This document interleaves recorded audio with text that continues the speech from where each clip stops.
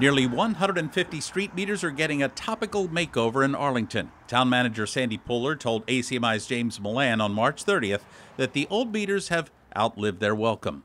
The ones that are in place now have 3G technology, which is a kind of mobile technology for phones that isn't supported anymore. So they simply don't work. Work to replace the heads with new ones was supposed to be wrapping up by now, but we had to contract with a new company to come in and replace the meters. They had some supply chain issues, which listeners may be familiar with in their own lives. That's understandable. And while the town waits for the supply chain to once again open, Arlingtonians keep the change in their pockets.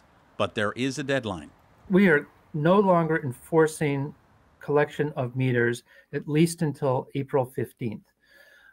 We are hoping to have things up and running by then, although, again, with some of the supply chain issues, stay tuned, keep watching the town website, but at least between now and the 15th, people do not have to pay at the parking meters.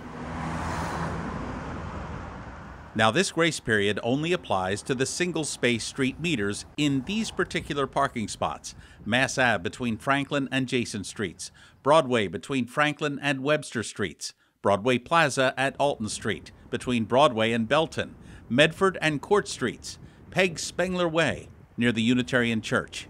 You still have to pay at the Russell Common, Railroad Avenue, and Library municipal lots. So the window of opportunity is closing real fast if you're looking to get something for nothing during this tax season.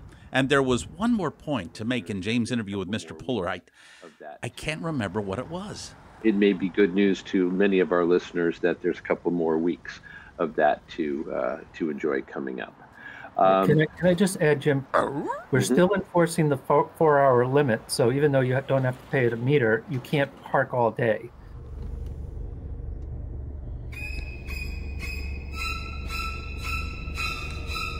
So you can park for free for up to 4 hours, but then you need to move your car.